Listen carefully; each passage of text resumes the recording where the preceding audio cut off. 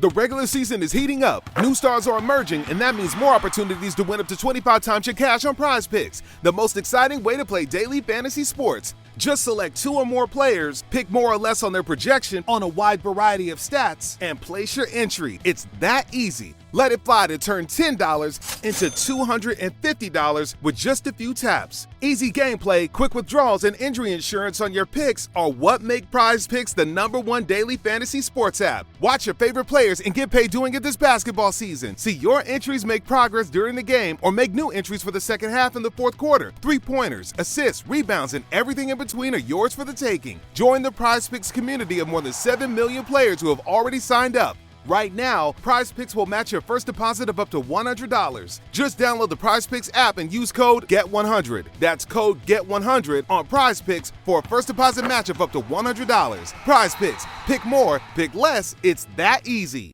Hello and welcome. It is Eric Erickson here, the Eric Erickson Show across the nation. The phone number is 877-973-7425. Should you wish to be a part of this here program, glad to have you. Well, there is one big story today, and it hit a little while ago, and we've got to delve into it because it's kind of the big story. You know, the Democrats, I would love to see the internal polling from the Democrats on what their mask mandate must say, because the Democrats are scrambling, and I do mean scrambling badly. But you got to hear, for context here, the conversation that occurred this morning on CNBC.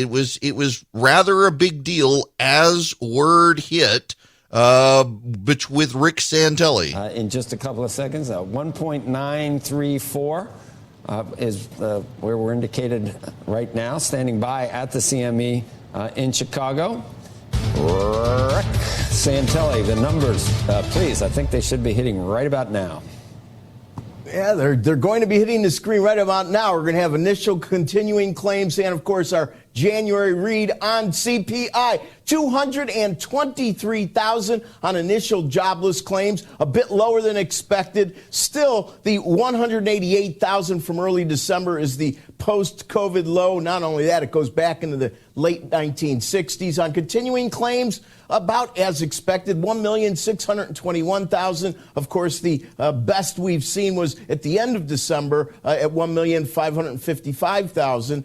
So sequentially, both of those are a bit lower. No revisions yet. Here we go. CPI, headline number up 0.6%, up 0.6%. That equals our last look. The high water mark on that was up 0.9 several times. October of last year being the most recent. If you strip out food and energy, it was up 0.6 as well. Both these are hotter than expected. And on the core side, up 0.9, the high water mark from April. So these were supposed to moderate. They did not moderate. Now for the biggies, 7.5 on year-over-year headline, 6% on year-over-year core. Let's go to the whiteboard. So 7.5%, and that is, of course, on headline. You have to go to 1982 to find a higher number. And, of course, when we look at 5.5 on core, well, 5.5, December of 21 was 5.5. So therefore, we are equaling what we have seen last, but no, it came in at 6%. So now we have to go down on the whiteboard to August of 82. That was Rick Santelli breaking the news for people as this number came in. It's bad. It's real bad. We have not seen inflation this bad since 1982, when the Reagan administration began rapidly raising interest rates to shut it down. Inflation is at a 40-year high. Now, where is inflation coming from? Well, year-over-year used car prices are up 40.5%. Gas is up 40%. Rental cars are up 29%. Utility gas is up 24%. Hotels are up 21%. Furniture up 20%. Bacon's up 18%. Steak is up 17%. Peanut butter is up 15.5%. Pork is up 14.5%. Eggs are up 13%. New cars are up 12%. Electricity is up 11%. Chickens are up 10%. Oranges are up 10%. This has real world impact on you. I mean, just get a hold of this. 2-liter bottles of soft drinks are up 12%. The price of wine is up 3.3%. The price of beer is up 3.9%. The price of avocados up 24%. Oh my gosh, you poor Gen Zers and your avocado toast. You're going to go broke. Potato chips are only up 1%. Maybe switch to potato chips. Steak is up 24.4%. Ground beef up 13%. Chicken up 11.5%. The only thing that won't cost you more for the Super Bowl is the price of a hot dog has not gone up. The quality of the meat inside might have gone down, but the hot dog has not gone up. This is real world impact. Not only that, but Democrats are saying, but wait, wages have gone up. That's true. That is true. But under the Trump administration, every month of the Trump administration saw wages increase above inflation. The Biden administration has only had 1 month, last January to February, where wages exceeded inflation.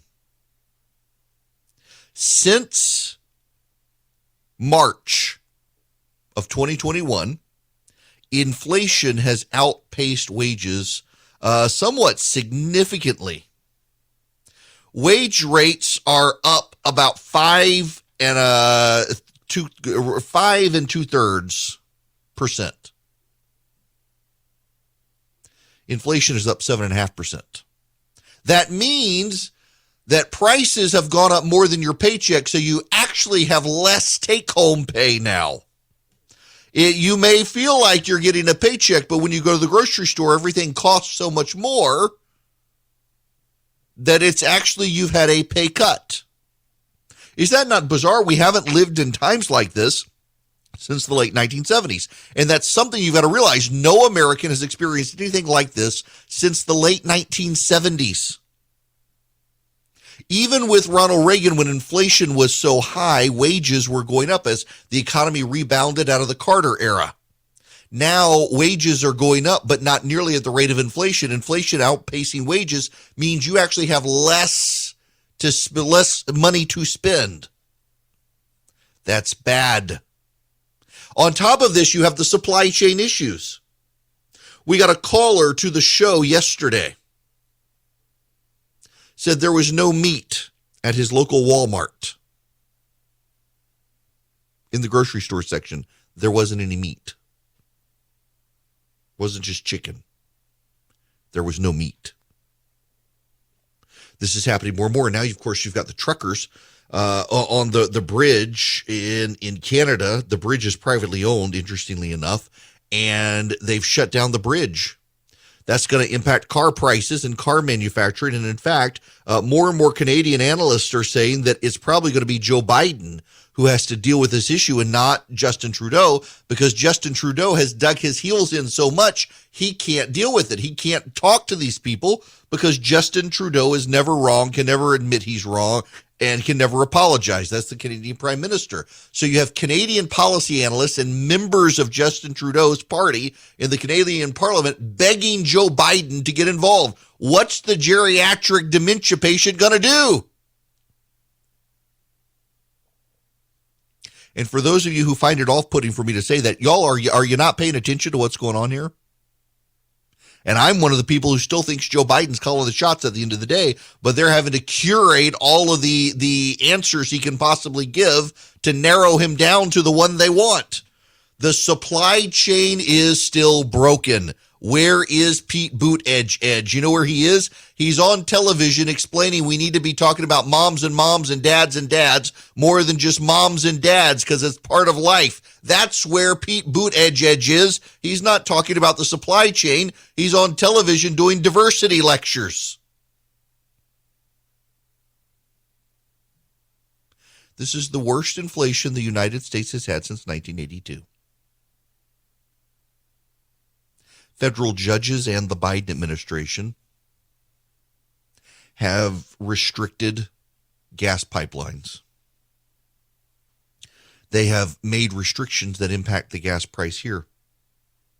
I got a listener yesterday who angrily emailed me and said that on one of my affiliates, there was an afternoon show talking to someone explaining why gas prices were so high, and the analyst was completely giving Joe Biden a pass, saying it was all foreign issues. The instability in Ukraine was causing the problems and other things. That's not actually true. That has a lot to do with it. The instability abroad does have something to do with it.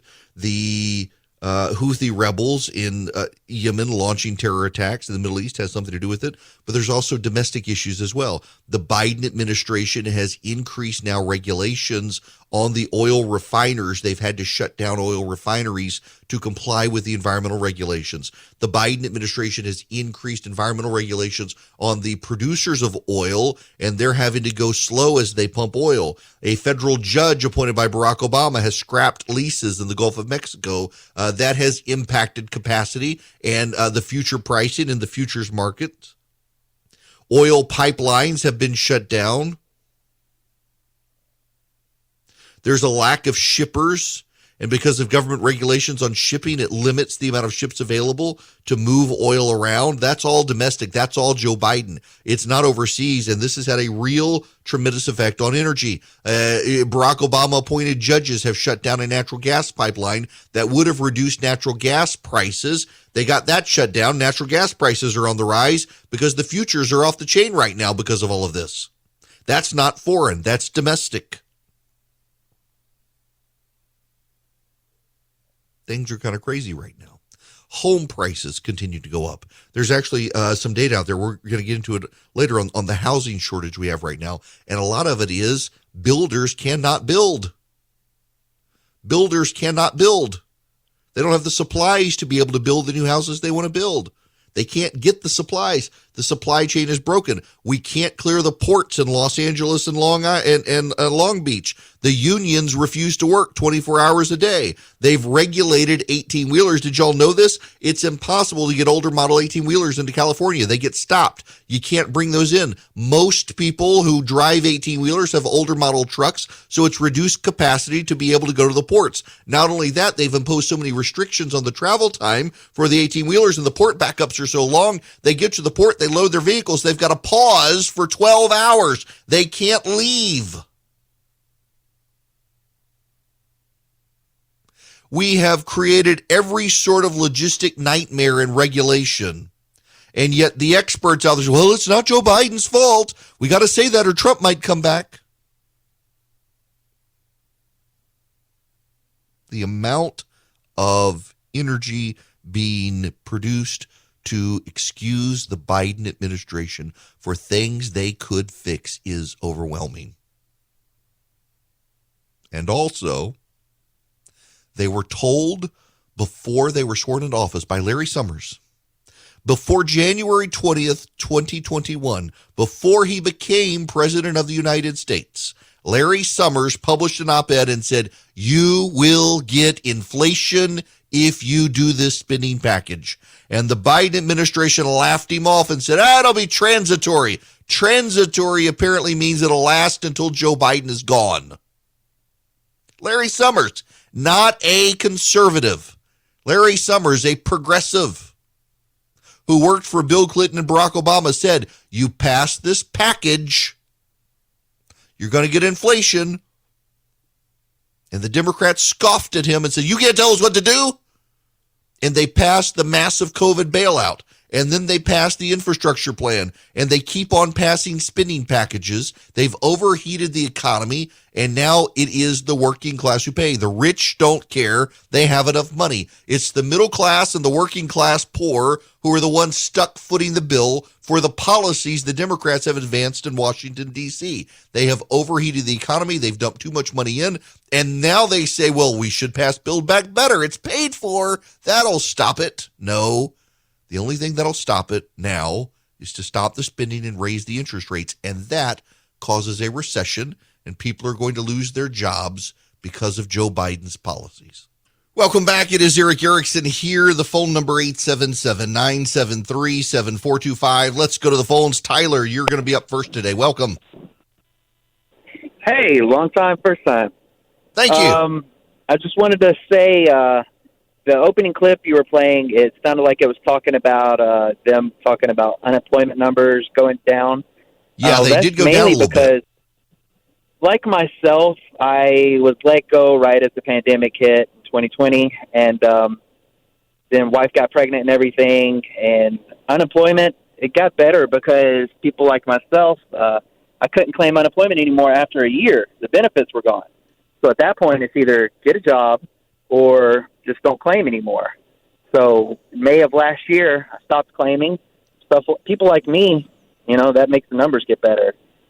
We've been in the position where my wife is a solo practicing attorney and has done well to where I can take care of our baby and not have to work right now.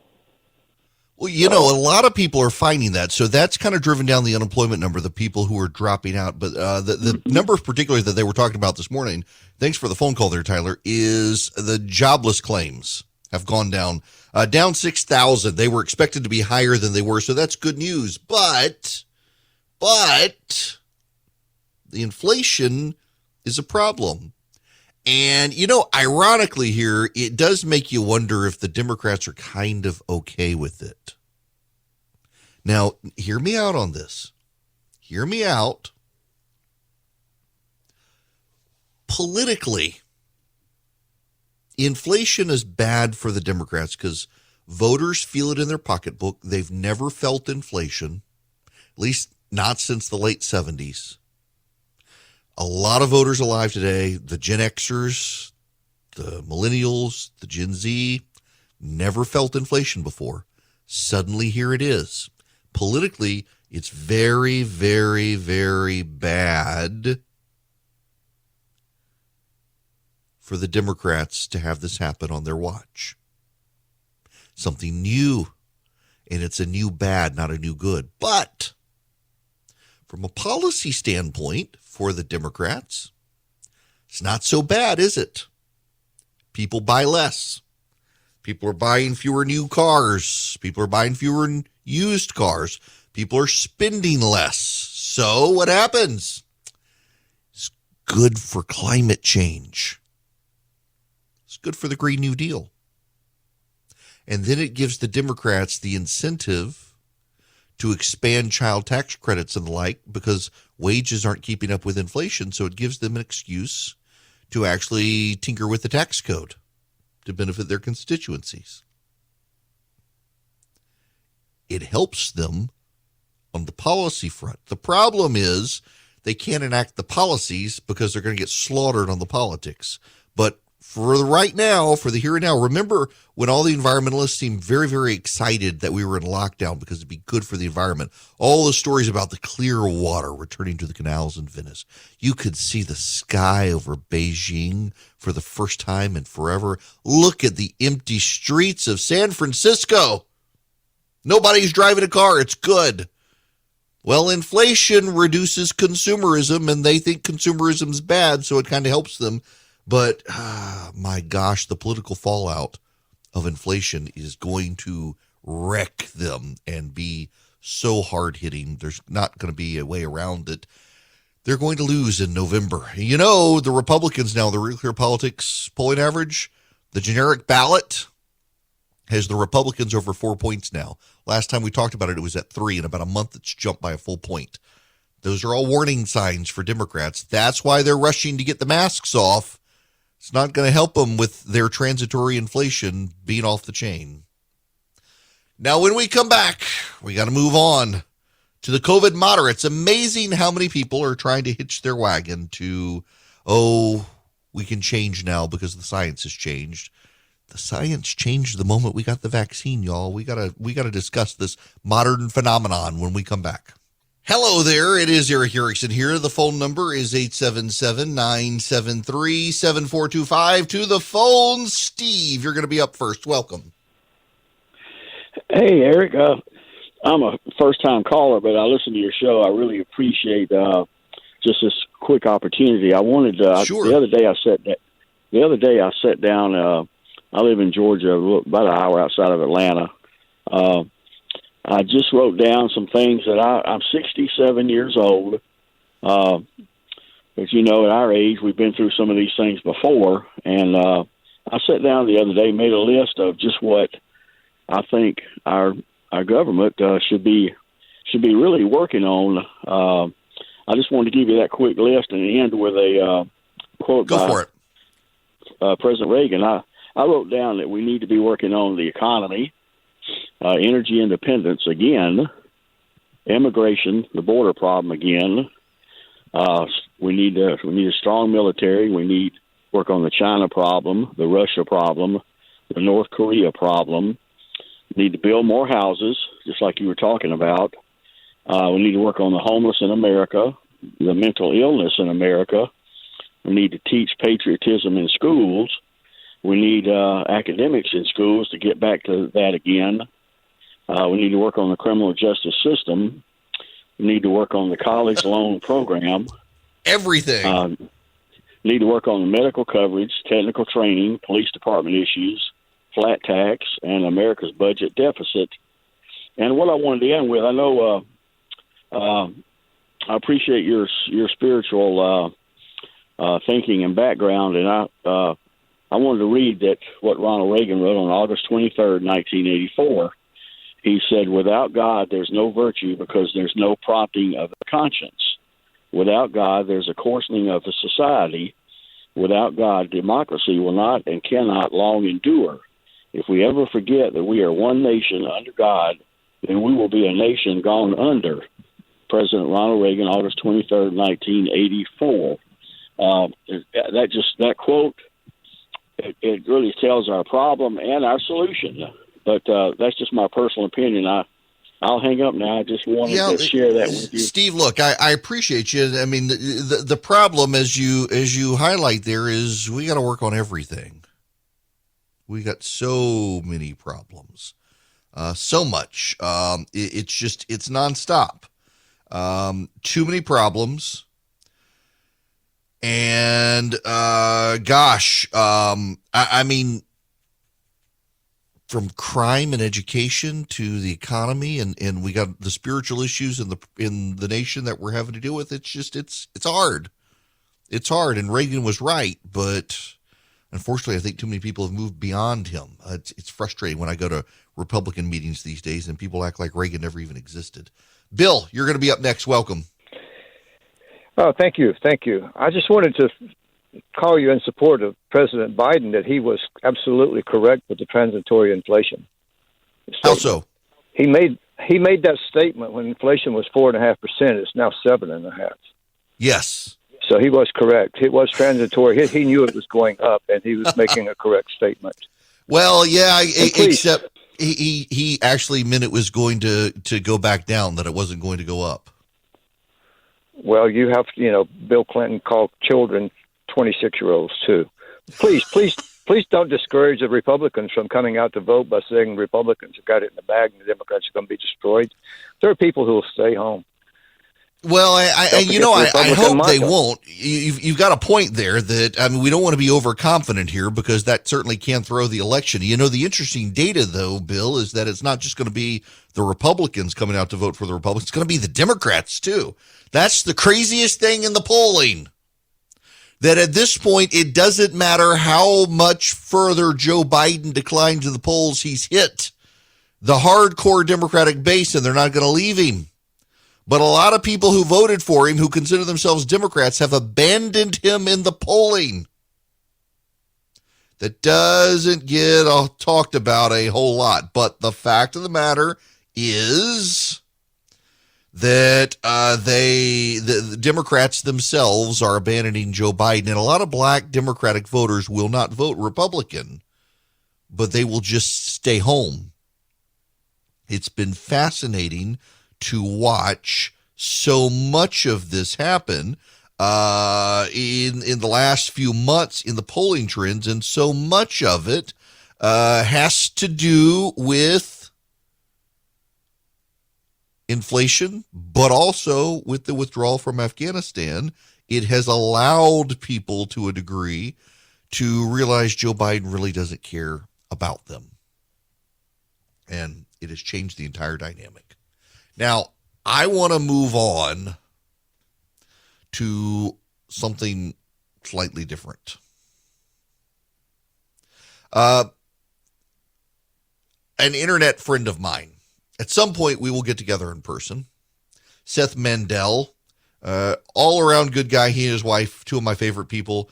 He is the executive editor for the Washington Examiner magazine. I want to read you his Twitter thread real quick. It says, just a cheat sheet for the sudden proliferation of the science has changed articles by folks trying to position themselves as the reasonable middle, which I'm seeing from every one of them so far. Here are the three things they do to telegraph their dishonesty.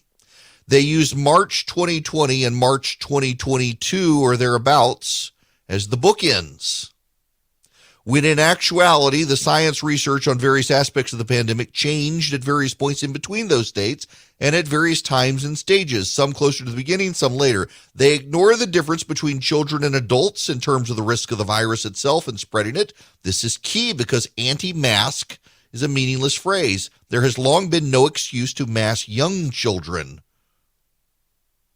Yet, Seth says he still wears a mask on the subway. They ignore the fact that in the risk assessments, we've been dealing with trade-offs to the health of children and young adults, the economy, the economic fortunes of the working class, the lives of immigrants. Wiping out jobs has been, in many cases, wiping out health care. There are more tells, so to speak, that these folks are way out of their depth on the science, or else are knowingly misinforming readers so they can indulge their pride and not just admit they're the ones learning stuff now that others learned already. But these are the key. I only point this out because we seem to be at the beginning of a fad of such articles, which amounts to nothing more so far than ideological axe grinding and professional jealousy. Now, I'll stop there. But I'll go back to an issue that many of you have disagreed with me about. I thought at the beginning of the pandemic, shutting down for a month so hospitals could stock up resources was a sound idea. We were dealing with a virus about which we knew very little. The information kept changing as the virus mutated. It made a lot of sense to spend a month in lockdown, let states build up resources. But it was a month for hospitals to build up resources. This constant lockdown and threat of lockdown and shutting down schools has always been ridiculous. Another issue where you and I have often disagreed on the mask issue, I thought it made sense at the beginning of the pandemic because we knew they weren't highly effective, but when hospitals were overwhelmed, any bit of effectiveness, even 10%, mattered greatly to keep hospitals from being overwhelmed. And yes, granted, in this country, you could say 99% of people survive, 98% if they're old. That's true. But they survive in this country in large part because of the health resources that we have. In other countries where they've run out of supplies, the death rate was much higher per capita. Set those issues aside. Where you and I, we disagree, and we're not going to change each other's minds, and that's fine. Since the vaccine came out, pretty much everyone on the right has said it's time to reopen. There have been very few conservatives in the country since the vaccines came out who said, yeah, we still need to shelter in place. We still need to isolate. We still need to wear masks. We still need to keep our distance from each other. We can't go back to normal.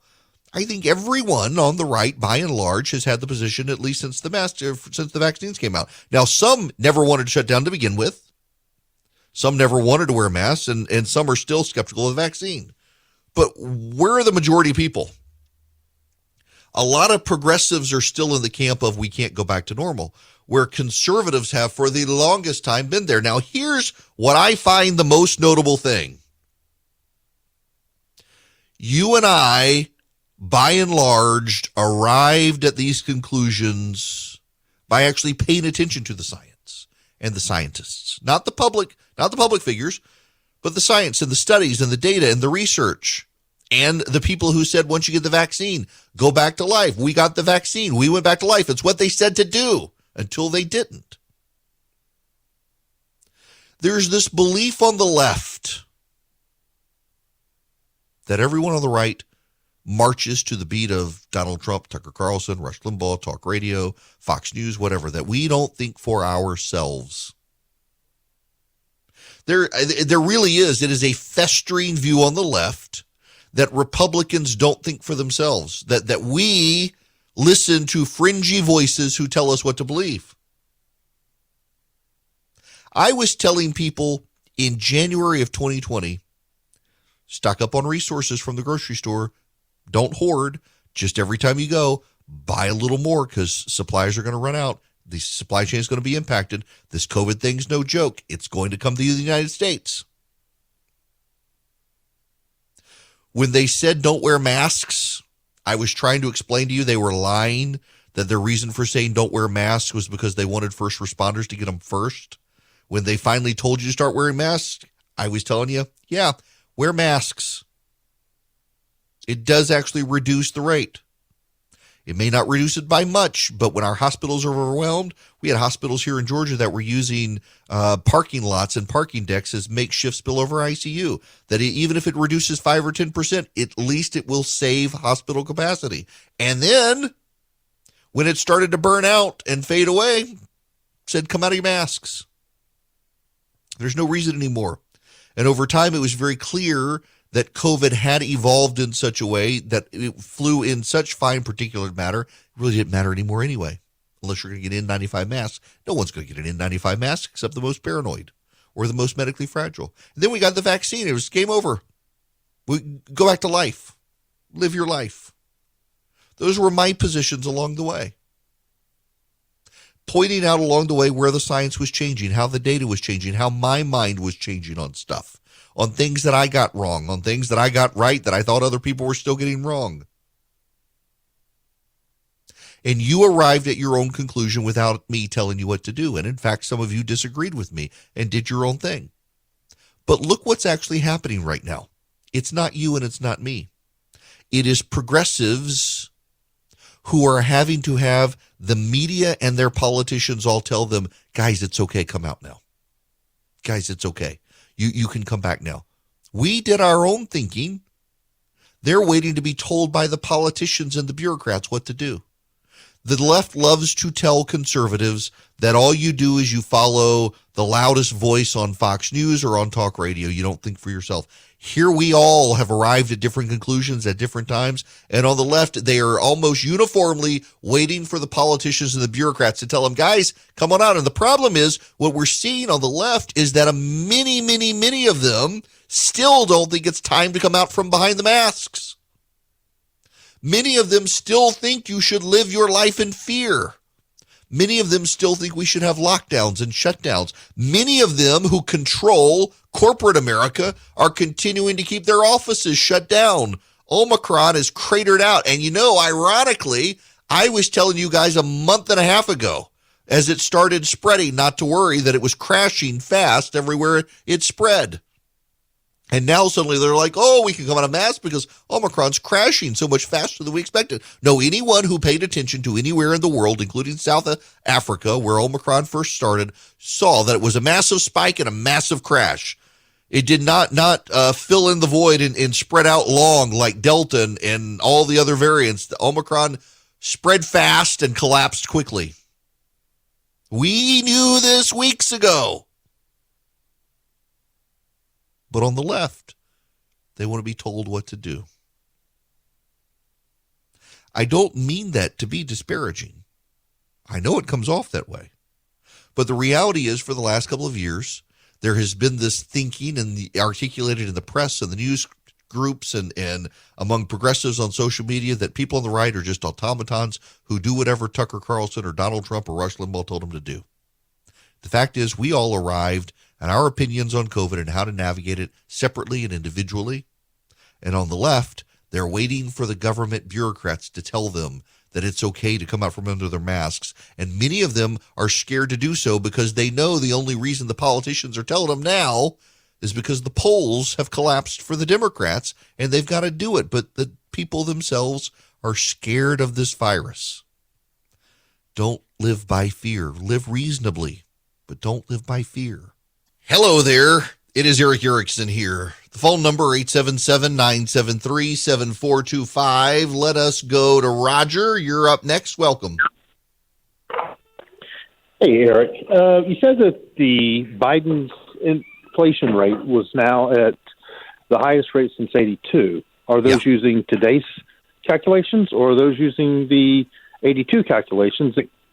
If you're going to compare apples to apples, So no, it's a percentage jump. So you can measure that consistently with the percentage jump. You don't have to worry about the dollar conversion here. The inflation rate jumped in 1982 by 7.5 or 7.4%. We've got a 7.5% jump now. And no, I'm sorry, it was 7.5 in 82 as well. So we can measure, the percentage jumps stay consistent across the years. And in this case, we got to go back to 82 to see it. Well, the percentage jump may have done that, but they calculated differently. Order was under one type of calculation.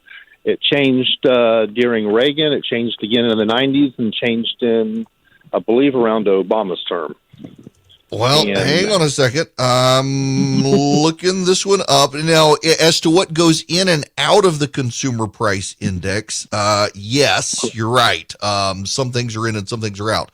So I'm looking the U.S. Bureau of Labor Statistics. So here's your answer.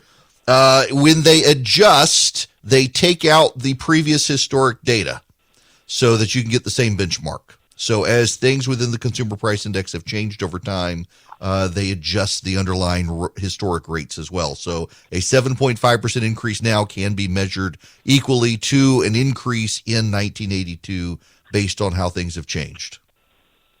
Okay. All right. Thank you. That answer the question? I think so. All right. Yep. Sure. Yep. That's from the Bureau of Labor Statistics. The big one, it appears, is in the 1980s, they changed how energy was calculated. Now let's see here. Let me give you the idea, because here we have now that I'm here, I might as well delve into the chart. Here's where inflation hits. Gasoline of all types has had the most inflation. Used car and trucks, energy prices, utility prices, meat, poultry, fish, and eggs, new vehicles, tobacco, household furnishings, food at home, food in general, electricity, food away from home, apparel, other food at home, cereals and bakery products, physician services, shelter, motor vehicle insurance, personal care, hospital services, recreation, alcoholic beverages, medical care, education, dairy, airfare, communication, and prescription drugs. Literally every single one of these categories has seen a price increase. Wow. All right. So things are bad, but that's okay. That just helped the Republicans. To the point of the prior caller, though, not Roger, who was before him, don't get overconfident and just decide, well, everybody else is going to go vote as well. You still got to go vote. But my suspicion is, looking at the underlying polling data, people are mad as hell, and it doesn't matter what I say. They're going to go vote because they're angry. It's 2022. Things are still crazy. Things haven't settled down. And now you got the Federal Reserve and interest rates. You got the economy. You got inflation. A lot of banks won't even return your phone call.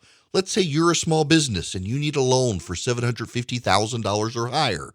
You see an opportunity where banks, they don't even want to see you. You want to buy a building, you want to build a building, reach out to the Frost family at First Liberty Building and Loan.